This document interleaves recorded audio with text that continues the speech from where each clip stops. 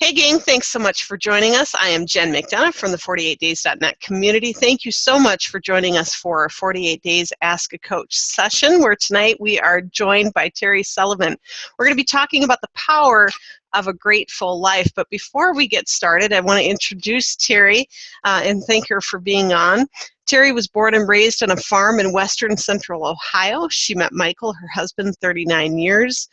During her college years at Miami University in Oxford, Ohio. She and Michael have been leaders in Christian ministry, pastoring, teaching, mentoring, and serving in a variety of ways in the faith community for 40 years.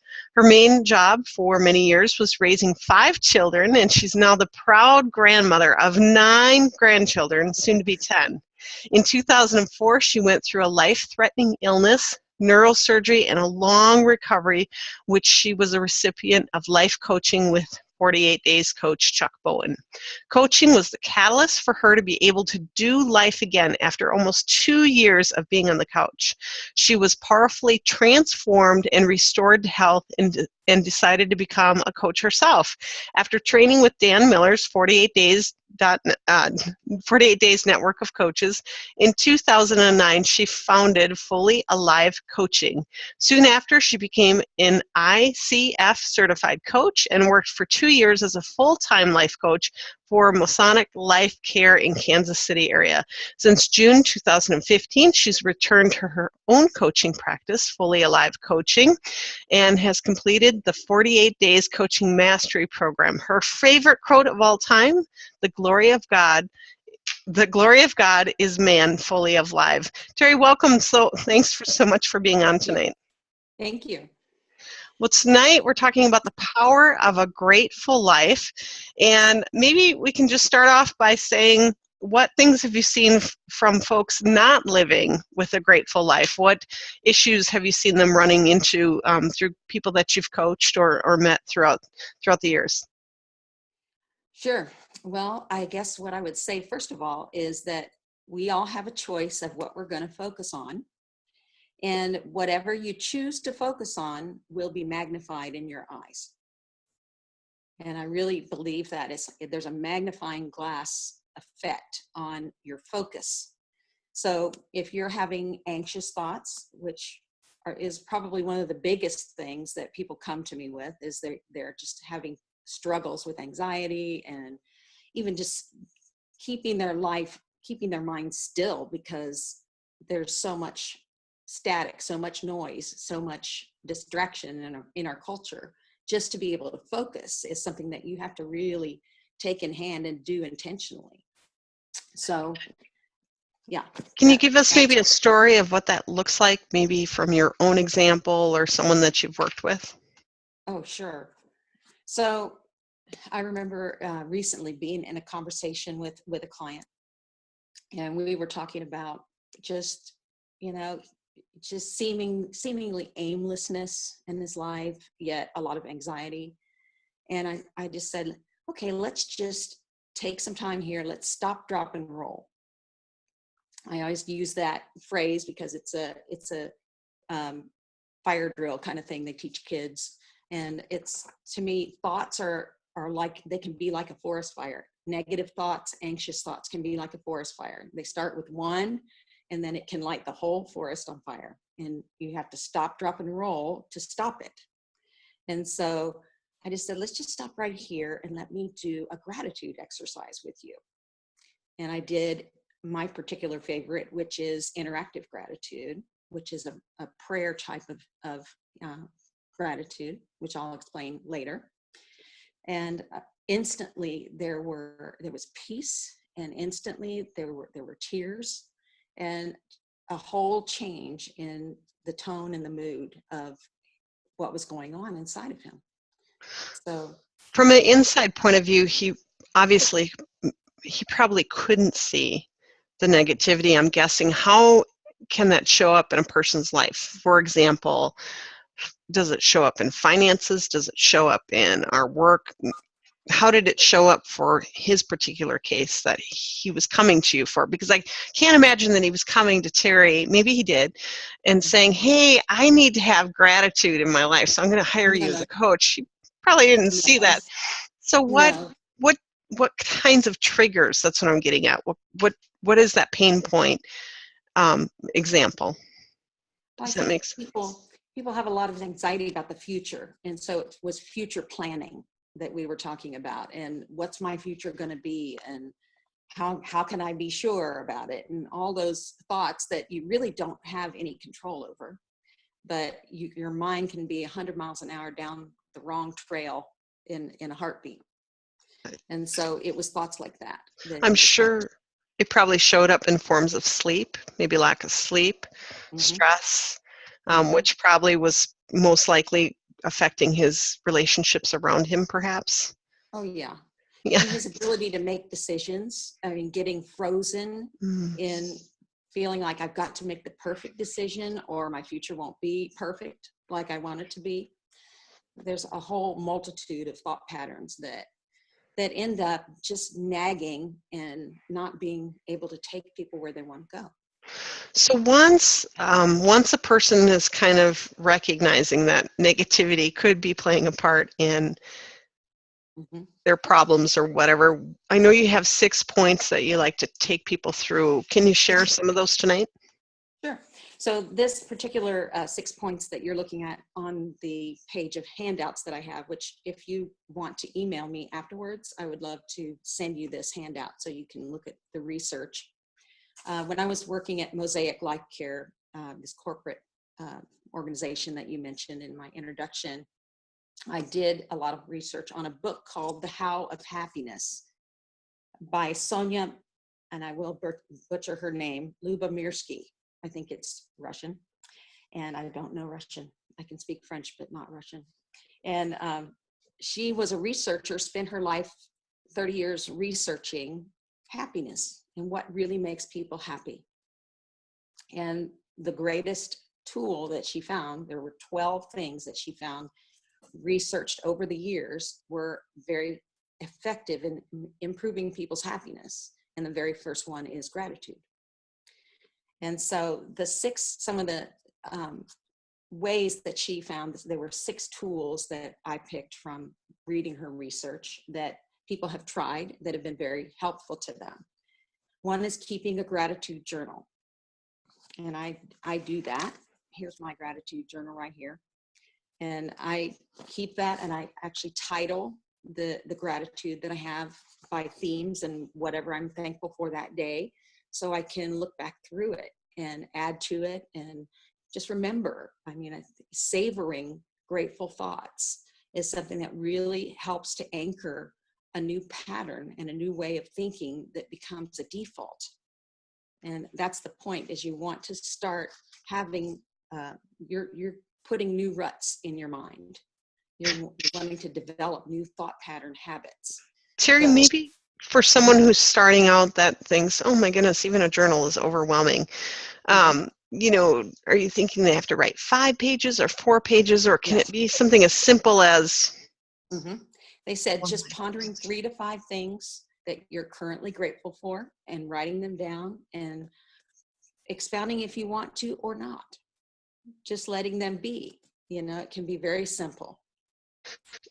That's awesome. So bullet point is just as good as expounding, just to get them out there on paper. Okay, awesome. Yeah. And it will help if you expound, because you're drawing it out, you're savoring a thought, you're growing it when you expound on it. And you want to grow those thoughts so that they take up more space in your head, basically.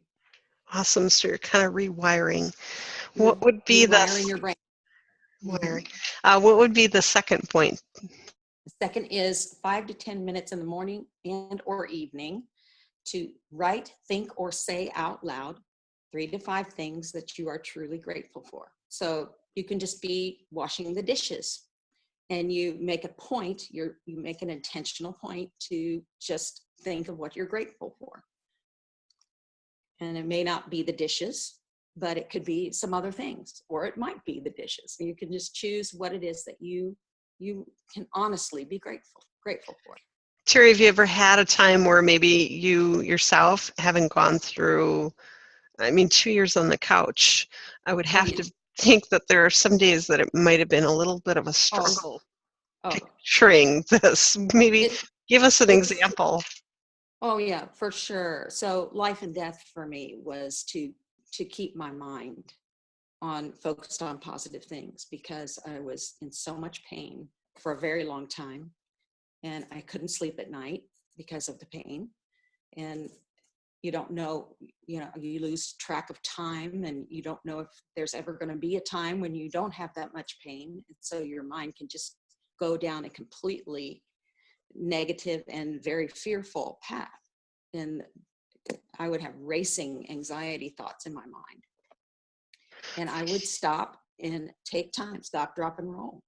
Take the time to write out my gratitude, to speak out my gratitude all through the days, What because was, I knew I had to stop the pattern. what was maybe one of those on a day that you can recall? Just throw out an example of, I mean, here you are on the couch, you haven't slept, you're in extreme pain. I mean, what on earth could you be thankful for? Oh, I lots of things actually. I found lots of things to be thankful for. What's one So I example? remember lying on the couch, and I had not slept all night, and my mind is racing, not looking forward to the day, and all the thoughts of why I'm not looking forward to the day, and feeling sorry for myself that I'm in such a place. And I just stopped, and I started to be thankful for my husband, because my husband was so faithful. He took such great care of me and was there for me. I started to be thankful for my friends who were coming once a week to have a prayer meeting for me, to be healed, for healing. And it just it went on and on once I started that spiral of being thankful first for the people, and also for God and his presence with me. Then it just put me in a new headspace to start the day. Nice. Oh, that is nice. Thank you for sharing. I know obviously some people joining in, we all have different struggles, and it's hard when you're in that hopeless space. For Right. some, it could be a job or finances or health, and obviously yours was life and death type situation, and especially when Mhm. you're in pain and not sleeping well. That just, oh, so Mhm. thank you for sharing that. What would be your third point, Terri? Expressing gratitude directly to another person face to face, or writing a letter of gratitude. So you might be really grateful for your mother and all that she did for you in your younger years. As you become a parent, you realize what she did for you. So you take the time to write a really detailed letter to her of all the specific things that she means to you and did for you. That's something like that. Or at your workplace, taking the time to acknowledge somebody who has done kindness to you and something that you appreciate about them.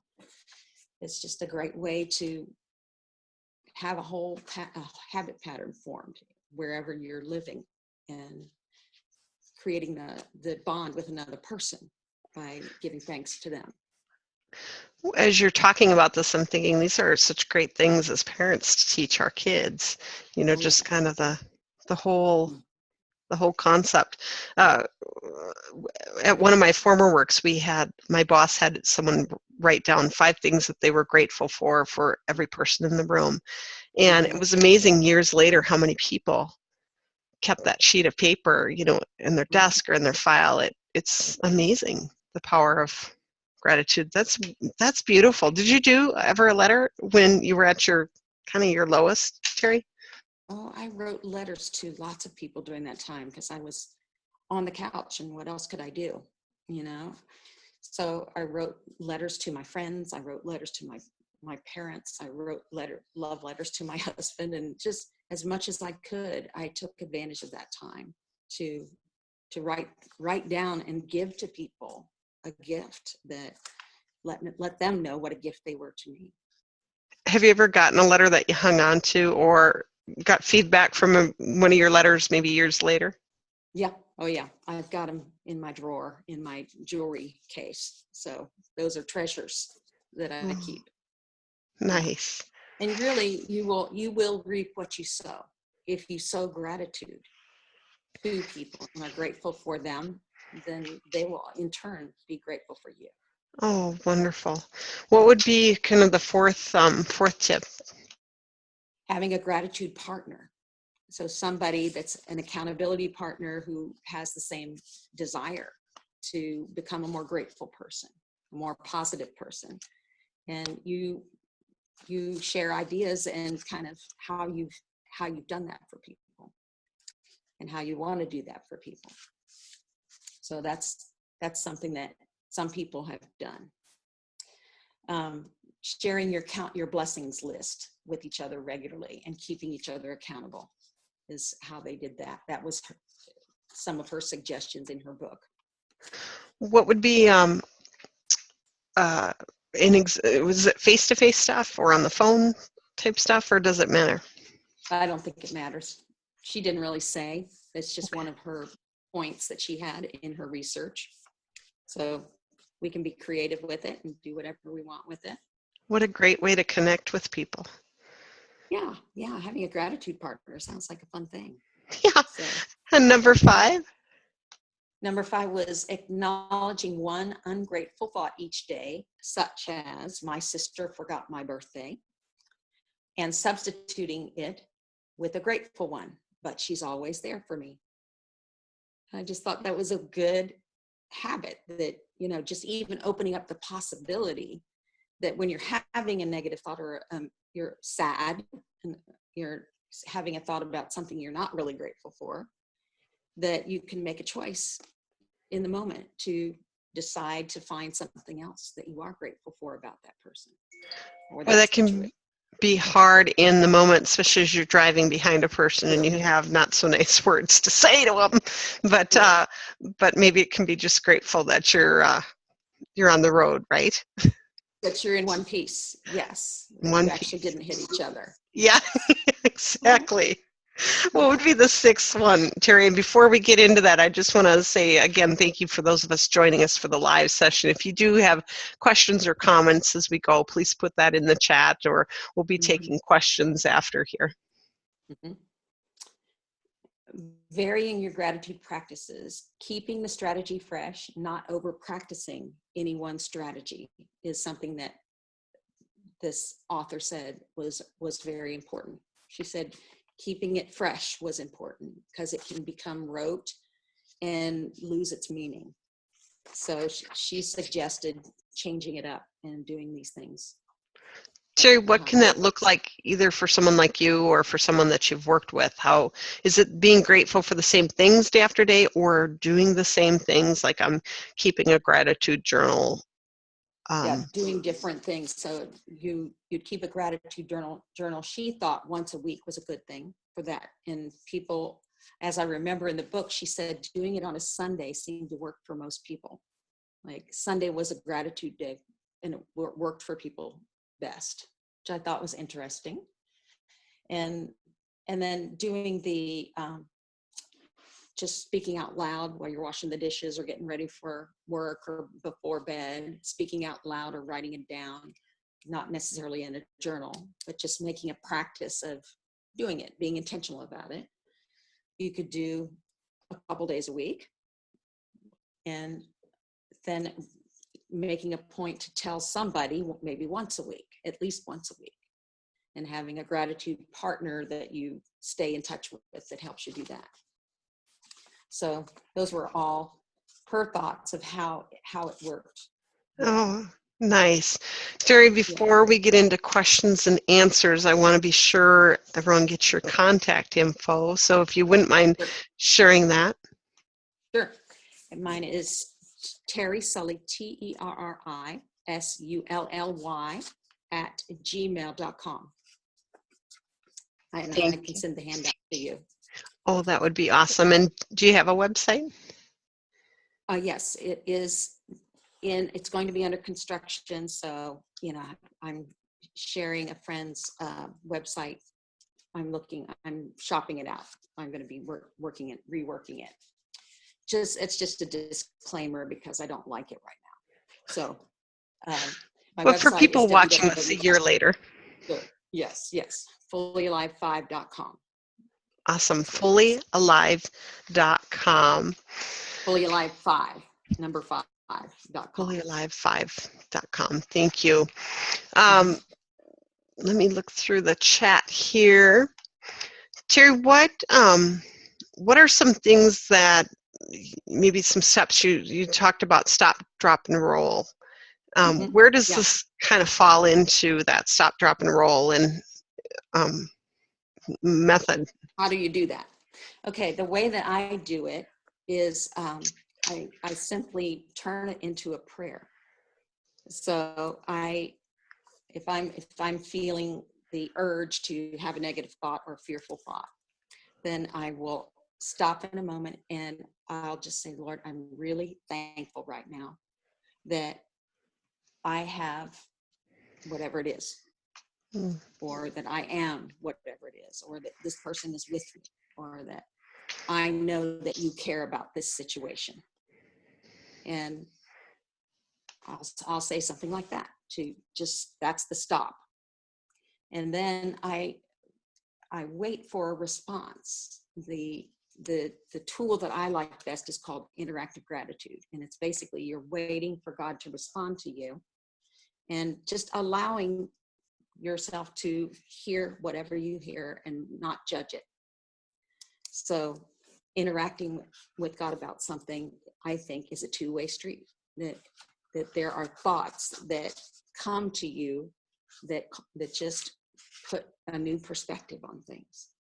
When you mentioned the interactive gratitude with your client, is that the exercise you took them through? Yes. I learned that from a man named James Wilder, and he wrote a book called Joy Starts Here. It's basically, we return to joy through this interaction in the moment. And so that's how I do it, and that's how I do it with most of my clients. Terri, last question before we wrap up here, and I want to say thank you so much for being on tonight. What do you think are some of the struggles today, or do you think it's a good thing or a bad thing when we've got things like social media? Our time is less, but we've got different ways to reach out to people, texting, social media. It may not be the one-on-one. Good, bad, indifferent? Well, it feels like it's added a lot of negativity because people just are not filtering what they say, and they're not looking at somebody directly in their eyes. And so they just can put all kinds of garbage out there, and it's just not having a great effect on people. So I feel like that is definitely something that this is something we need to practice intentionally to counteract the flood of negativity that's out there. Yeah. Terri, thank you so much for being on tonight. Any final words of wisdom before we sign off? Well, yeah, I don't think so. I think just to reiterate that whatever we choose to focus on will be magnified in our eyes. And so if we're choosing to focus on positive and grateful thoughts, then that's going to be taking up our view. That's going to be taking up space in our mind and heart. And it'll be the predominant thing and become a default that creates a really happy life. Well, thank you. Bob said Terri is so right on the money. I've enjoyed hearing these techniques. They will inspire, they will help me expand and be more conscious about my gratitude. Thank you, Bob. And Michelle said, thanks, Terri. Love these ideas about gratitude. Well, gang, this is it for tonight. If you want to get a hold of Terri, please, again, find her at fullyalive5.com. If you are interested in receiving the kind of talking points she had talked about, go ahead and email her. Terri, again, your email is? TerriSully@gmail.com. Awesome. Thank you. If you're interested in learning more about our 48days.net community, we would love to have you come visit our community at 48days.net, where we are a group of almost 16,000 now members growing in our passion and purpose. So if you are a person who is a non-spammer who would love to grow in their purpose and passion, we would love to have you over at the community to help join in on the conversations, ask questions, and just join in the fun. So Thanks so much for joining us, and we look forward to having you on our next session. And again, thanks so much, Terri. Take care, gang.